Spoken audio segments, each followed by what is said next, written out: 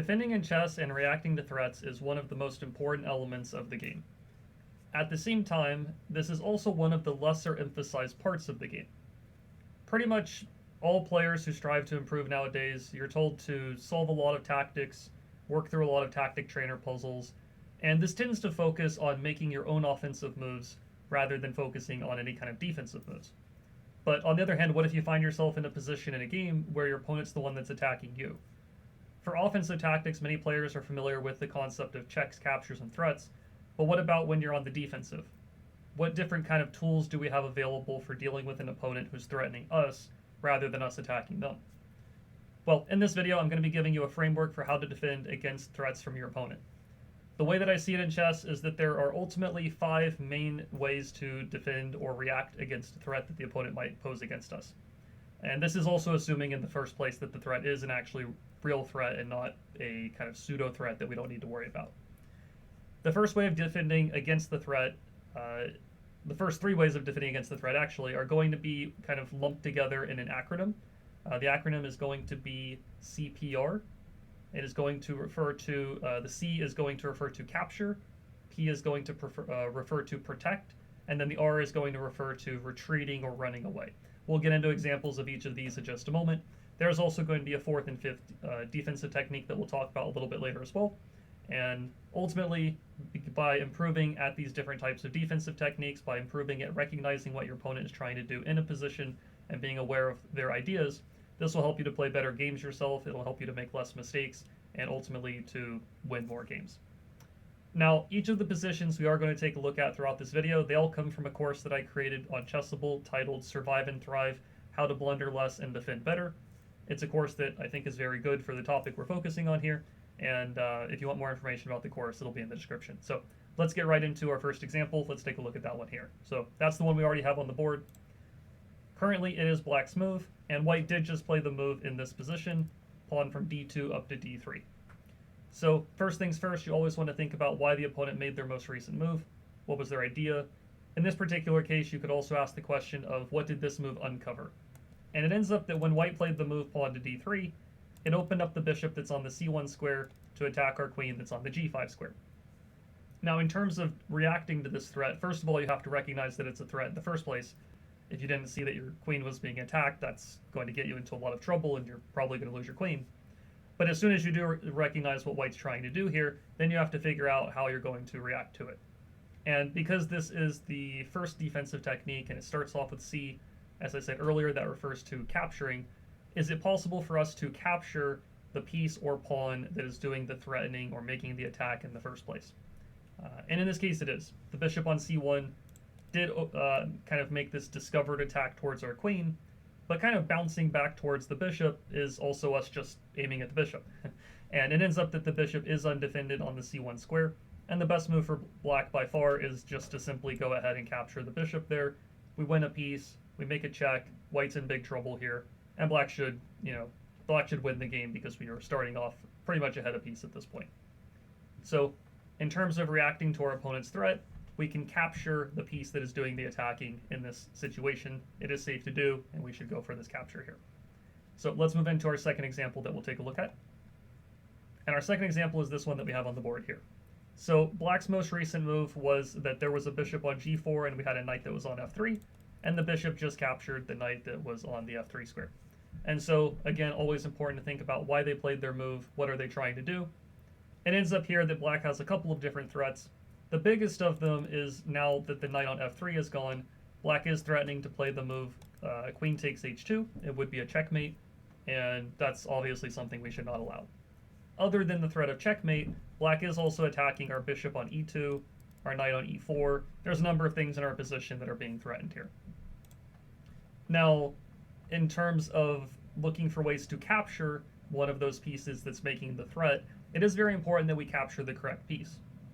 If we think about which of these threats that our opponent is making, which one is kind of the priority that we deal with, it would definitely be the checkmate. If we don't stop the checkmate, let's say you capture the bishop on f3, this would be a huge mistake. Black would take the pawn on h2, we would get checkmated, and that's the end of the game. So we cannot afford to kind of miss our opponent's idea here with that threat of mate on h2. So the best capture that we can make in this position to deal with this threat is to play the move knight takes d6. We make a capture. It is also a check on the opponent's king at the same time, which is very important. Black has to react to it because it's a check, so they recapture. We can finally now take the bishop that's on the f3 square, and for the most part we've dealt with black's threats. There's no checkmate on h2. We're not losing a piece. Right now it's actually black who has to react to our threats. We're attacking the queen, we're attacking the pawn.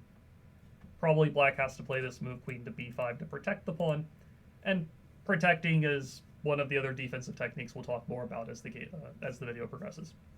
So in this case though, we were able to capture one of the pieces that was making the threat. We eliminate the bishop and it comes with a check, which is nice, and then we can capture on f3, and all of black's threats are dealt with because we captured the pieces that were doing the threats in the first place.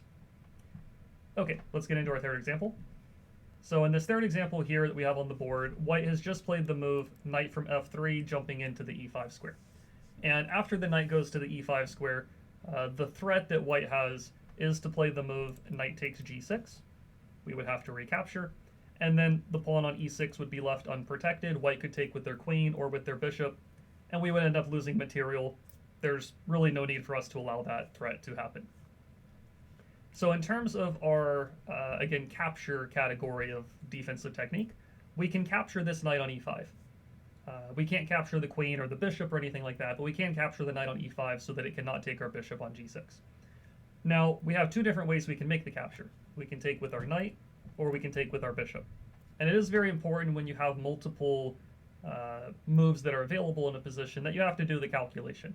If I play knight takes knight, what do they do in response? If I do bishop takes knight, what do they do in response? Is that a problem? Do they have some kind of follow-up? Which one is fine for me to play, and which is kind of the better of the two in this case?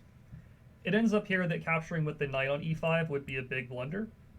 If we do go ahead and make that move, white would be able to recapture with their pawn, and simply put, we are going to lose material due to this fork.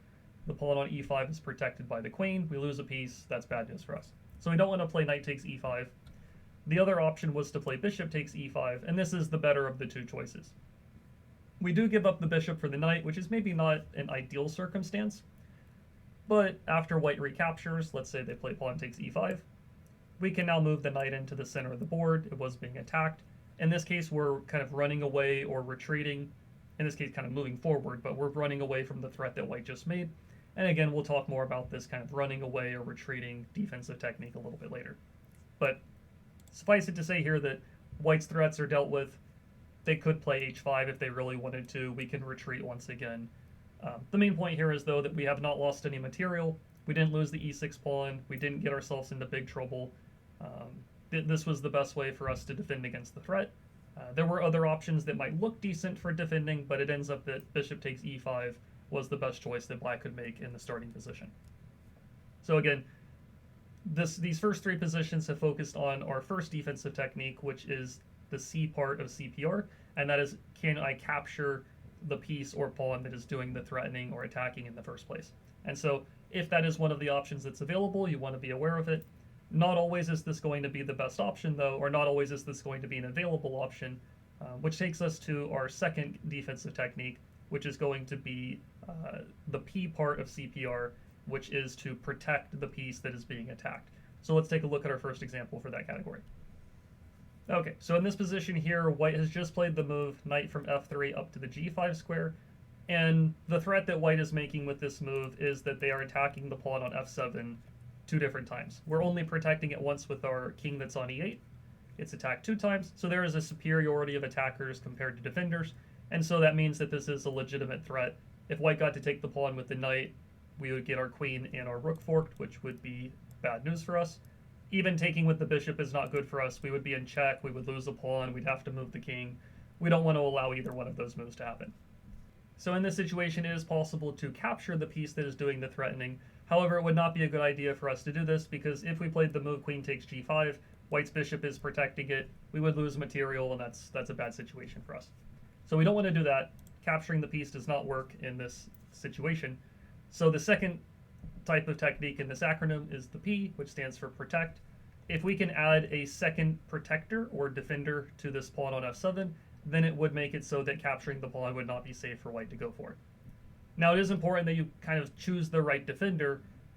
For example, here you would not want to do something like queen to e7 to defend the pawn, because even though your queen does act as a second defender, white's attacking pieces are worth less than the queen. So if they were to capture on f7, even if we took the piece that captured on f7, they would recapture our queen. We would essentially lose a queen and a pawn in return for white's two minor pieces. So we would lose 4 points in material there. They would give up 6, we would give up 10, we would fall behind on material, which is bad. On the other hand, what we do want to do is defend the pawn with something of, let's say, lower or equal value to what white is attacking it with. And here we have the move knight to h6. Our knight moves to the edge of the board, which is not necessarily ideal, but it does protect the pawn on f7. If white captures the pawn, it's not safe for them to do that anymore. After a number of captures here, we would end up being the ones that are ahead material, and black is in good shape at this point. So knight to h6 is an example of protecting the pawn or piece that is being attacked, or protecting against the threat, so that we're controlling or defending the square or pawn, in this case, that is being attacked. Okay, let's take a look at our second example. Okay, so this is a little more of an advanced example, you could say. Currently, it is black's move, but white has a very big threat in this position. White would very much like to play rook a7 check, force our king to b8, bring the other rook to b7 with check, our king goes to c8, and then white can play rook to a8 checkmate, because the rook, the kind of other rook on b7 would be protected by the knight that's on c5. So white is threatening a checkmate in 3 moves here. Now, the tricky part about this is it doesn't really seem like there's a way to protect against this threat. How do we protect the a7 square, or the b7 square, or the a8 square? How do we protect those 3 squares that white is trying to use? It doesn't really seem on first glance that we have a way to protect a7. We could try rook to b3 to protect b7, but white would just take the rook for free. And rook to b8 doesn't really protect anything because white still plays rook a7, and we just took away the escape square of the king and we get ourselves checkmated. So how do we protect one of these squares before white gets to make a check or something like that? Well, it ends up here that there is a way to eventually get the bishop on c3 back to the b8 square so that it will be protecting the a7 square. That's the key that we want to work towards in this position. And the way to do that is we need the bishop to deliver a check along the way so that we can check and then go to b8. So the best way to play here is to give a check on the back rank with one of our 2 rooks. And then once white moves the king to h2, then we check with our bishop on e5. And then once white deals with that check, we bring the bishop back to b8 to protect the a7 square. Now, it is important that we choose which of these 2 rooks we should give the check with. And it ends up in this position that the better of the rooks to use is to use the a3 rook to go to a1 and give check. White is forced to play king h2 pretty much. Now we check with the bishop on e5, the pawn goes to g3, the bishop comes back to the b8 square, and we have defended against our opponent's threat. It's a little bit of a passive situation, but we are not losing material, we're not getting mated, and black is surviving. And ultimately, we're also up a pawn at the same time, so maybe we can push that pawn down the board later. Now, it is again important that we use the a-file rook to give the check. If you try to check with the other rook on the e-file instead, let's say you were to play rook to e1 check instead, the king moves, we give the check on e5, and then we go back to the b8 square. It seems like it's the same thing. We have everything protected. We are guarding the a7 square this time, the same way as we were before. But the biggest difference is we are no longer protecting the back rank, and now white can play the move rook to d8. Our bishop on b8 is pinned, and we are going to lose the bishop. We're probably also going to get checkmated because the d8 rook will take b8, and that would be checkmate here. So this would end up being very, very bad for black. However, if you do check with the correct rook, the a-file rook, and then eventually get the bishop back to b8, then black is doing okay at this point. So this is our second defensive technique. First was capture, the C part of CPR. Then this one is protect, the P part of CPR. And now we'll move on into the R part of CPR, which is going to stand for retreat or run away. This is especially the case when the opponent is threatening something and we're able to move that thing away from where it is currently being threatened to a different square where it is safer and not being attacked. So let's take a look at our next example that focuses on that one. All right, so in this next example here, black has just played the move queen to b6. And the first question, again, is always, what is the opponent threatening? Why did they play that move? What are they trying to do? It ends up in this position that black has some very, very serious threats here. The main one of them is that the queen is lining up towards our king on g1, and there's a number of ways that black could move the knight off of the d4 square, give a discovered check, and potentially there's even some checkmate threats if white's not careful.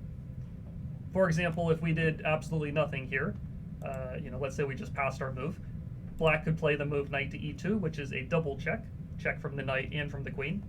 We would have to move the king over to h1, and then queen to g1 is a very nice queen sacrifice that leads to a smothered mate.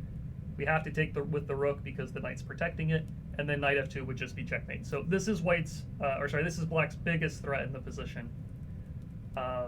Aside from that, there is also the potential threat of capturing the pawn on b2.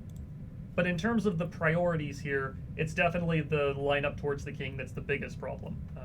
Losing a pawn is much less of a big deal compared to getting our king checkmated. So can we capture what's doing the attacking? We can't capture the queen, we can't capture the knight, so that doesn't really work. Can we protect what's being attacked or lined up towards? Protecting the king doesn't really work. If you're in check, you can't just leave the king there, even if it is somehow being defended by another piece. So protecting a king doesn't really work, or defending a king. You can block the attack. That's something we'll talk about, one of the other defensive techniques that we'll look at later, but protecting doesn't really work with the king. So the third category here is the R from CPR, and that stands for retreat or run away. And in this case, the best move for white is simply to move the king off to the h1 square. We should just go ahead and play king h1 at this point. Now there's no discovered checks. The king is safer in the corner of the board at this point. It is possible for black to capture the pawn on b2. And now they are attacking our knight on a3. And again, we can't capture the queen here to get rid of that threat. We can protect the knight, but the best option for us is to now run away or move the knight off of a3. We can play knight to c4. We counterattack the queen on b2. Counterattacking is a type of defensive technique that we'll talk about more later on as well. And once the queen retreats somewhere, queen goes to b4, whatever it might be, we have lost a pawn, which is not ideal, but it's definitely better to lose the pawn than to get ourselves checkmated. So that would be the best way for us to play. We can run or retreat the king from that diagonal, avoid the trouble in the first place, and we live to fight on another day here. So let's take a look at our next example.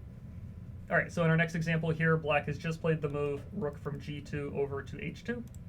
And black has the threat here of playing rook to h1 check, followed by, once our king moves away, then they would capture the rook on the a1 square. And that's a pretty big threat. We don't want to lose the rook for free here. So can we capture what's doing the threatening? Can we capture the rook on h2? Not really. Can we protect the h1 square? Technically, yes, we could try a move like bishop f3. However, bishop to f3 doesn't really work very well. Black would simply be able to eliminate the bishop, still deliver the check, and still end up taking the rook. That doesn't really solve our problems here. So capturing does not really work. Protecting the h1 square doesn't really work. The best move from the starting position is for us to play the move king to e2. We run away from the f1 square. We avoid the check on the back rank, and we're just running. We're just trying to get the king to a safer location.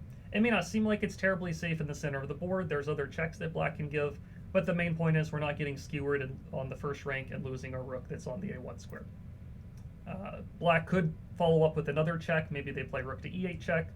However, we can respond with another kind of running away move. We play the move king to d2.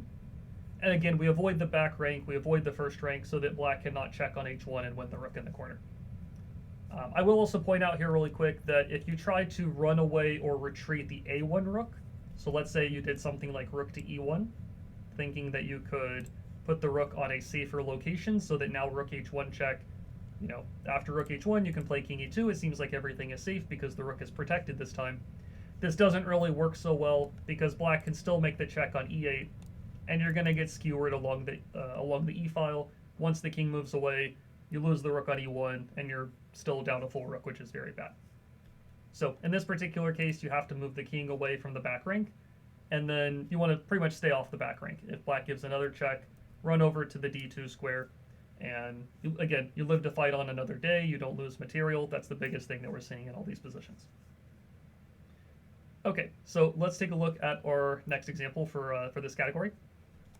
All right, so in our third example for this retreat or run away category of things, we have this position here. So currently in this position, black has a very, very big threat at this point. If it was their move here, they would be able to play the move queen takes c2 check, sacrificing their queen. If we move the king over to a1, let's say something like this, black would take on b2, we get checkmated. And if we take the queen on c2, now black checks on the first rank. We can't block with our rook on c2 since it's pinned by the bishop. We would have to take the rook on d1, and we would get checkmated in this position, which is very bad for us. So a very legitimate and real threat that black is making. And again, if we go down this list of defensive techniques, can we capture one of the pieces that's doing the attacking? No, we can't capture the queen, the rook, or the bishop. Can we protect the pawn on c2 that is being attacked? Not really. If you tried rook h2, black can still play queen takes c2 and then checkmate you on the first rank anyways. So you can't really protect the c pawn another time in this position. Can we retreat or run away? Run away from the threat that black is making? We can't move the c pawn since it's pinned, but what we can do is we can actually move the king away from the b1 square. It may not really seem like this solves the problems, because it looks like black can still capture the pawn on c2 anyways. However, the biggest point here is that now rook takes c2, if black does play that, the king is not on b1 being lined up by the bishop on f5. And so, for example, if black does play rook takes c2, we can actually just move our rook off of the c1 square. Maybe we go to g1 in this case, we counterattack, and maybe now we have some ideas of rook takes g6. We kind of muddy the waters here a little bit and make things a little bit tricky for black. And the main point here is we're not walking into checkmate. There is no checkmate that black has here. Objectively speaking, black is probably still a little bit better off, but the main point is we have avoided imminent doom and danger. We're not getting checkmated. The game continues on, and who knows what happens later on. So king a1 is a really nice move. It gets away from the threats. It avoids the lineup with the bishop on f5, and it pretty much buys white enough time to save their king, save their position, and white does not lose after they make this move. So these were our first three defensive techniques. Again, CPR, capture, protect, or retreat / run away. The fourth defensive technique is interposing or blocking or shielding off, different words you can kind of use for kind of just getting in the way of a certain file or diagonal so that the opponent is not able to execute their threat. So let's get into our first example of that category here next. All right, so in this position here, our opponent has just played the move bishop to g4. And the threat that black is making in this position is they would love to play queen to e2 with checkmate, since the bishop would be protecting it. Now, again, can we capture any of the pieces that are doing the threatening? Can we take the queen or the bishop? No. Can we protect the e2 square? Not really. There's really actually not a great way for any of our pieces to aim at e2 specifically. Can we run away or retreat the king, for example? Can we move the king to a safer square? That also doesn't work. The bishop is cutting the king off, the queen is cutting the king off, the king is stuck in place. But the fourth defensive category is blocking, interposing, interjecting, whatever word you want to use. But the point is, can we block off one of the diagonals that black is using with their queen or their bishop? So we have actually a couple of different ways of blocking these diagonals. The best of the bunch is to play the move pawn to f3. We block off the bishop's diagonal. We also counterattack the bishop on g4 at the same time. Probably the bishop needs to retreat, and then once black's threat is dealt with, then we can kind of progress and do other things in the position. Another way that might look like it works in terms of blocking the diagonal is to play a move like knight to f3. However, knight to f3 is going to be a mistake in this position because even though it does defend against the mate threat, it doesn't put any pressure back on black. And this is something we're going to talk more about when we get into the counterattacking defensive category. Because generally speaking, if you can counterattack your opponent, or they hit you, you punch back, you make a bigger threat than what they're doing, you defend and attack at the same time. These are usually the best types of ways to defend against threats if you can make them. Knight f3 is a passive defensive move, but it doesn't counterattack black. And here black gets a free move to play. They can play queen to c4, for example, and it actually ends up that white's in a lot of trouble here. The e4 pawn's hit, queen c3 check is annoying, our king is unsafe in the center of the board, and yeah, it's not a great position for white to be in. So I will also point out that knight to c4 also works in terms of a blocking category. You block off the queen. However, the knight would just get captured on the c4 square if you were to go there. So pawn to f3 is definitely the best move in the position. You counterattack the bishop, you block off the diagonal, and white is not getting themselves mated. They're not losing material. White's in good shape here. Okay, let's go to our next example for this defensive technique. All right, so in this next example here, it is black's move. White just pushed their pawn up to the e5 square. And the idea or threats that white has is pretty much twofold. They are attacking the knight on f6, but they're also opening up this discovered attack towards our bishop on b7. And we have to figure out how we're going to defend against both threats.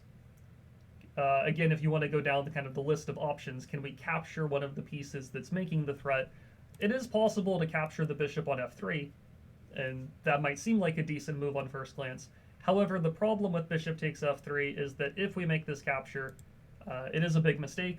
White doesn't have to recapture the bishop. They can actually capture the knight on f6 instead, and now we're in trouble because both of our bishops are being attacked simultaneously. There's really not a great way to save both. We're going to lose material, and we're going to be down a piece pretty soon. So capturing on f3 doesn't really get the job done in terms of defending against white's threats. There's not really a good way to protect both pieces simultaneously, and also if there is a lower value piece or pawn attacking a higher value piece, then protecting doesn't really work. Even though the knight on f6 is technically protected by a few things, it doesn't really matter because a 1-point pawn is happy to grab a 3-point knight, even if it is defended. So protecting doesn't really work here. Retreating or running away is kind of what happens here, I will say. This is still an example of blocking, but it is actually kind of a combination of blocking, of retreating a piece that's being attacked or moving it away from the place it's being attacked, but also blocking a different lineup at the same time. And the best move in the position ends up being the move knight to d5. We block off the diagonal between the two bishops. We also move the knight off of f6 so that it can't be captured. And here everything is safe for black. We're not losing a piece, we're not losing a knight, a bishop, any material, and black is doing totally fine at this point. So the game goes on, we don't lose anything, and black is, surviving and living the fight another day kind of thing.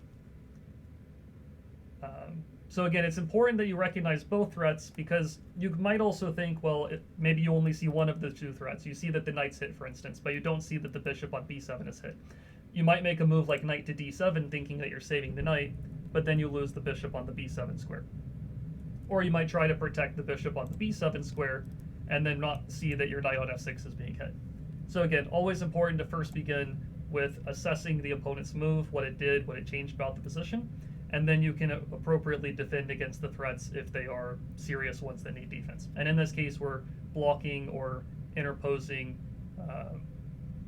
the knight in the middle of the diagonal so that the bishop on b7 is safe.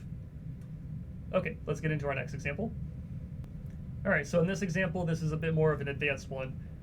Currently, white has just played the move queen to g4, and white is piling up on our bishop on d7 that is pinned to our king at this point. So we can't take the queen. Our king would be in check at that point.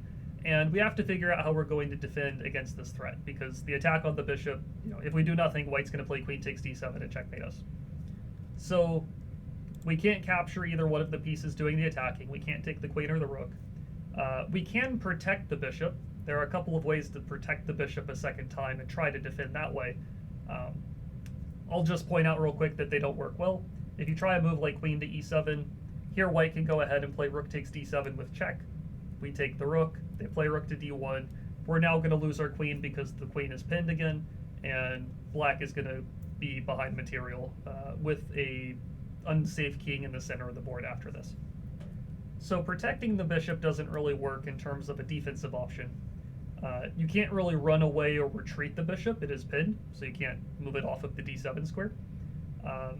And so the only other options left are going to be, can I interpose or block the attack, or can I counterattack? And again, we'll talk more about counterattacking later. It doesn't really end up working out in this position here. But what you can do is you can block off the file of the rook on the d file. And the best move here for black is to play the move bishop to d6. It doesn't look safe to play this move on first glance because you might think, well, doesn't white just go ahead and take the bishop anyways? This would be a big mistake from white. You can now play the move queen takes d6, eliminating the rook that was making the pin, and then once you lose your queen, you do win back white's queen because there's no more pin, and after all is said and done, black is up a bishop with a better position. So the rook can't really take on the d6 square. That doesn't work for white. If the knight takes on d6, it's the same thing. You can take the queen on g4 since your bishop is no longer pinned. And so now white has to react to us threatening the queen on g4 and the knight on b5. If, for example, white moves their queen away, maybe they play a move like queen to e2, then we can start going into other defensive technique categories. White is still threatening our bishop on d6. The best move here is to capture one of the attacking pieces. We play the move bishop takes b5 to eliminate the knight. White recaptures. Now the pawn on b7 is being attacked as well as the pawn on c5, and our bishop is still pinned. The best way to play here is to move the king off of the c file and protect the b7 pawn. So it's kind of a combination of running or retreating and protecting at the same time. And then pretty much from here, black, fights on. The game continues from here. Black is up a piece. It's still a little bit complicated because the king isn't that safe, but black is surviving and not losing the game. That's the main point here. So this was a little more of an advanced example. Bishop d6 on move number 1 is definitely not an easy move to necessarily come up with. But if you again go down these list of defensive techniques and options, it is one of the options. Blocking or interposing is one of the options that are available when you are defending against the threat. Even if it doesn't necessarily look safe on first glance, it's at least worth a look, because maybe none of the other moves are any good either, and maybe you come to find out, oh wait, I can interpose, and it does actually work out for tactical reasons, and that's kind of the case that's going on here with bishop d6. So this is going to take us to our fifth and final defensive technique, and this I would say is probably, kind of like the most important of all of them. And this fifth defensive technique is one that I kind of mentioned a little bit earlier, and it's the concept of counterattacking your opponent. It tends to be in chess that the best defense is a good offense. If you can counterattack your opponent, ignore their threat, make a more dangerous threat, one-up them in the position. There's other ways that I've heard this referred to. I've heard of danger levels. EST is another acronym that stands for equal or stronger threats. I like saying one-up the opponent. Essentially here, if as we'll look at in a few positions in a moment, if you can make a bigger threat or counterattack your opponent rather than playing a passive defensive move, it tends to be one of the better options in most positions, because a lot of the times in chess, if you get stuck in this defensive cycle where every single move you're playing is reacting in a passive way to what the opponent is doing, then you're really going to get stuck on the back foot. Your opponent's going to keep attacking you, they're going to keep putting pressure on you. You're reacting and defending, but you're never really pushing back on them, and it's very hard to, to have winning chances in those kind of positions for the most part. So what you want to try to see if you can do is rather than first looking for a defensive move, a passive reactionary move, you want to try to see if there is a proactive counter-attacking move. So let's take a look at our first example that will focus on this defensive technique. All right, so in this first position for this defensive technique, it is black's move right now, and white has just played the move pawn from h2 up to h4. So obviously the threat here is that white is attacking our knight that's on g5, and the problem is that there's not really a good passive reactionary option that's available. We can't capture the h4 pawn. We can't really protect the knight. I mean, it's again a 1-point pawn attacking a 3-point knight. It doesn't really work to protect the knight in this position because white will take the knight anyways with the pawn. And you also can't really run away or retreat the knight. You can't move the knight to h3. You can't move the knight to e4, f3. All of these are protected. If you move any of these squares, you're just going to get captured and lose your piece. And I will also point out, in terms of blocking or interposing threats, that can really only be done if it's a bishop, rook, or queen. If it's a pawn threat, you can't really interpose. You can't put something in between the pawn and the knight somehow. And you also can't really block a threat that a knight is making, because a knight kind of jumps onto a certain square and doesn't really pass through other squares. Kind of more so teleports in a sense. So it looks like on first glance our knight is doomed. It looks like we're just going to lose a piece in this position, which is obviously not a good thing for us. However, we want to try to see, can we make an equal or stronger threat? Can we counterattack one of white's pieces? Can we one-up them? Again, whatever terminology you want to use. But can we make a threat of our own rather than reacting in a passive way to what white's doing? And it does end up here that we can make the move pawn to f6. White was attacking a 3-point knight. We meet this by also attacking one of their 3-point knights. If they take our knight, we take their knight, and then we haven't lost anything. They got 3 points, we got 3 points, that's an equal trade. If they move their knight away from the e5 square, maybe they do something like knight back to d3, for example, now the nice thing is we did free up the f7 square, and now we can run away from g5. We can play knight back to f7. We didn't lose any material, we didn't fall behind on points or anything like that, and black is in good shape. We were actually up 2 pawns in the beginning position. As long as we keep the knight safe, we're going to maintain our extra material advantage, and this is the best way for black to play in the position. So, again, rather than a reactionary defensive move, it's a more proactive counter-attacking move that we're looking for, and that's what the move f6 is in this case. So let's take a look at our next example to get more practice with this. So we've got our next example here. In this position, black has just played the move pawn to d6, and now our bishop on e5 is being threatened. So in terms of defensive options, we might think, oh, I can capture the pawn that's doing the threatening. You know, what's wrong with playing bishop takes d6 here? However, this would be a big mistake. Black could now play the move knight to d4, and black is going to win a piece because of the pin on the bishop on e2. We don't have a way to protect it. We're going to lose the bishop, and we're going to be down a piece, which is bad news. So capturing the piece that's doing the attacking doesn't really work. Protecting the bishop doesn't work. It's a 1-point pawn attacking a 3-point bishop. Retreating or running away here doesn't really work either. If you try to move the bishop to a different location, like maybe bishop to c3, black can now play the move knight to f4 instead, and the bishop on e2 is still lost due to the pin. And if you go bishop to g3 or bishop to f6, pretty much any bishop move that you can try to play here is going to be met with a knight jump that is going to lose us the bishop on e2. Once again, you also can't interpose or block a pawn of the threat that a pawn is making. It doesn't work that way. So then the final defensive option would be to look for a counter-attacking opportunity. Again, even though I'm kind of talking about it as being the fifth option, I would actually, in my own thinking process, I would look for this to be the first option. I would actually look for counter-attacking moves before I start looking for defensive moves. That's the way I would tend to recommend things. But for the purposes of the video, it is the fifth of the 5. But in terms of your thinking process, I think it should be number 1 of 5. That being said, there is a counter-attacking move that's available. Even though black is attacking a 3-point bishop, we can make a bigger threat than that, and we can play the move bishop to b5, which attacks a 5-point rook. So we would be pretty happy, of course, if white was to take our bishop on e5. We would take the rook. We're ahead 2 points. That's good for us. The problem for black is there's really not a great way to react to this threat without running themselves into trouble. If black tries to move the rook to the d8 square, here we can now play the move bishop f6. The rook goes to f8, bishop e7. We actually end up going from being the one that was under attack a few moves ago to now trapping black's rook. We win material, and we're going to come out ahead, which is good news for us.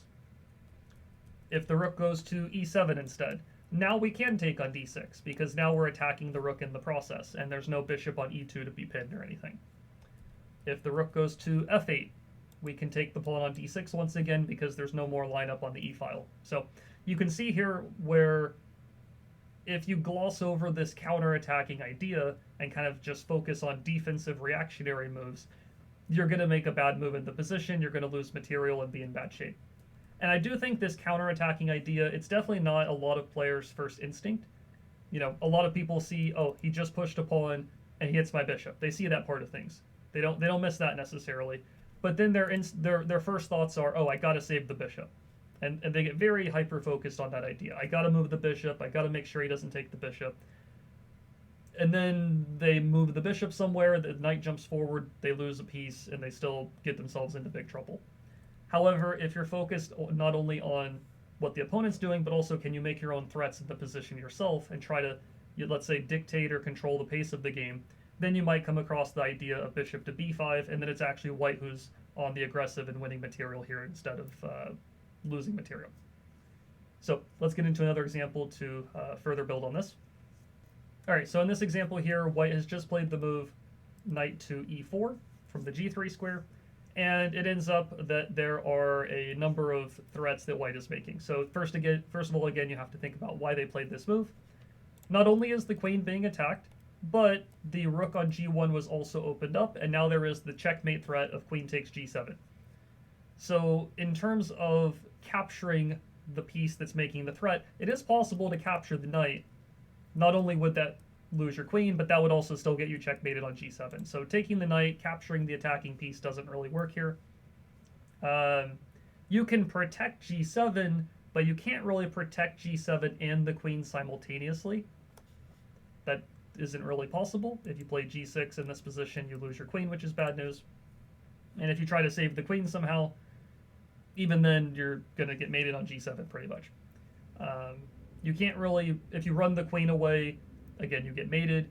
If you somehow move the pawn, you get mated. So there's really not a great defensive option. You also can't really interpose or block either of these files or diagonals very easily. If you play queen e5, white's just going to take the queen there. That doesn't really work. But what you can do is look for a counter-attacking move, or you can try to kind of one-up your opponent. So in the previous example, it was a case where our bishop was hit, which is 3 points, and so then we counterattacked a 5-point rook, which is worth more. In this case, our opponent is threatening checkmate, but what is more, let's say, higher up on the hierarchy of threats compared to opponent threatening checkmate? Well, it actually ends up that if you check your opponent, they cannot checkmate you because they need to deal with their own king being checked in the first place. So the only move that works for black in this position, and it is a good move nonetheless, is to play the move queen to f4, delivering a check. So we hit the king has to react to this. Maybe white blocks with the knight, they move the king away. Probably, given the circumstance, they should not move the king because then we would take the knight with a further check. Maybe here white plays the move like rook to d2 to block off the check here. But the nice thing is we have bought ourselves just enough time because now the queen is not being threatened, and we have the time to defend the g7 pawn. For example, if the rook blocked, maybe we play queen back to h6 to protect g7. That's at least an idea to consider.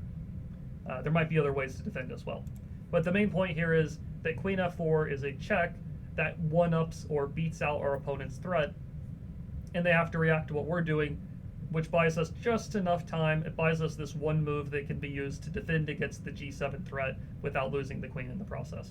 So again, look for your own forcing moves, your own threats, your own dangerous ideas, and see if you can kind of beat out your opponent's threats. That's a very important defensive, or in this case, counter-attacking type of technique. So let's take a look at another example though.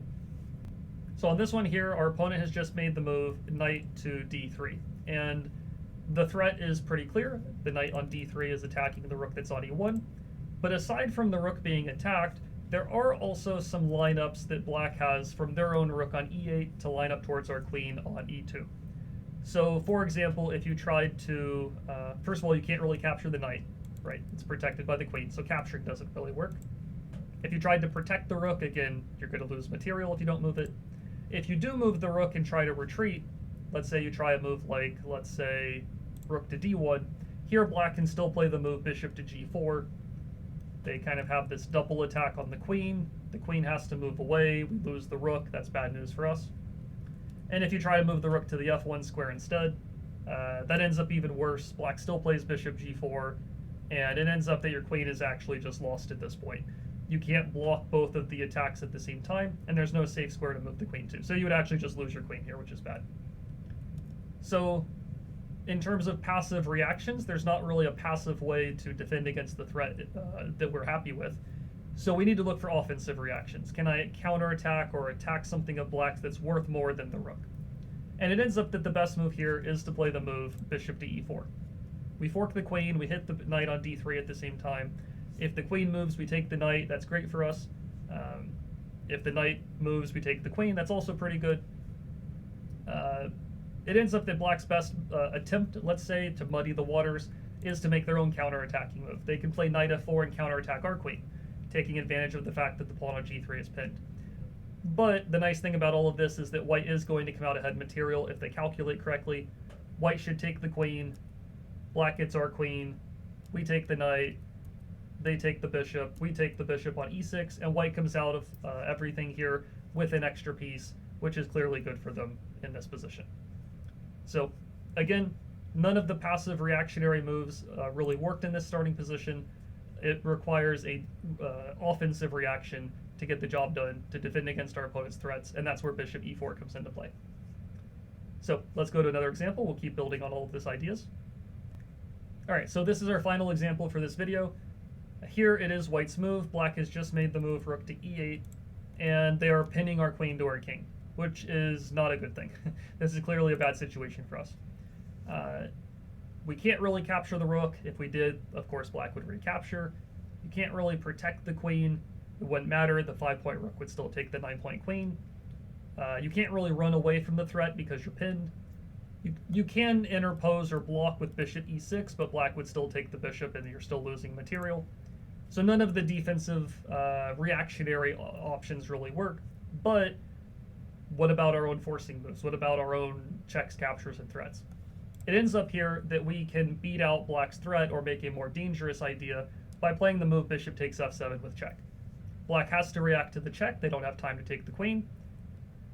Also, the bishop is hitting the rook, so pretty much black should take the bishop on f7 here. And now the thing is that we have pulled the king onto the f-file, which means we can now make the move castles kingside with check. And it's not every day you get to castle with a check, but in this particular case it works out very nicely. Black has to react to the check, and as soon as they move the king away or defend against the check somehow, then we'll be able to take the bishop on the b4 square. So for example, king goes to g8. Our queen is no longer pinned because the king is not on e1, and we can take the bishop on b4. Now it's white who's up a piece. We're not losing the queen. We're also up 2 pawns. White is definitely winning this position, and it all worked out for us because we looked for counter-attacking options rather than defensive, passive reactionary moves. So again, very important when you're playing chess. Number one, you want to think about what your opponent just did. Why did they play their move? Did they make a threat? What are they trying to do? If they did make a threat or did something that you need to be somewhat concerned about, I would say that the first thing you want to look for is, can I ignore this threat and make a bigger threat? Or can I kind of one-up my opponent or do something that's more dangerous than what they're doing? I would say that should be your first step in your thinking process in terms of, after you've noticed that they did make a threat. Try to see if you can beat them out rather than making a passive reactionary move. If you don't have a great forcing move of your own that beats out their idea and you do need to play a passive reactionary move, then you can use this acronym CPR, and then you could also add the I on there with interpose, or if you want to use a B for block, CPRB, whatever combination of letters you want to use. But can I capture the piece or pawn that's doing the attacking? Can I protect the piece or pawn that is being attacked? Can I run away or retreat the pawn or piece that's being attacked? Can I move it to a different square? Or can I block or interpose along the diagonal or file that the opponent is using to make the attack and block off the attack and get in the way of that lineup? So these are 5 different ways you can react to threats.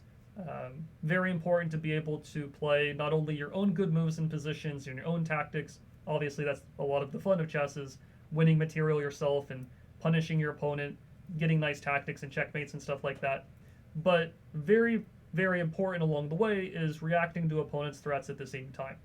If you are able to defend against your opponent's threats appropriately, that will help you to reduce the amount of mistakes and blunders you make in your own games.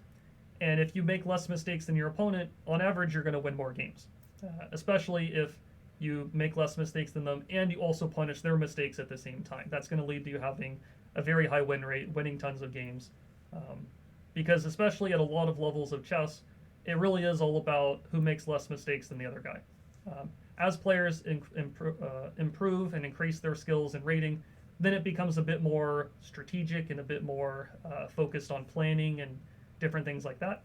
But especially at the beginner and intermediate level of things, reacting to threats appropriately, finding your own good forcing moves and tactics, these are kind of the 2 biggest things that are going to make you, they're going to help you to win lots of games.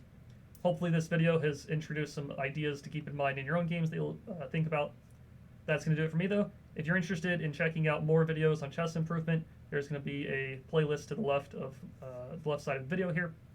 I will see you around in the future video. I hope you have a good rest of the day.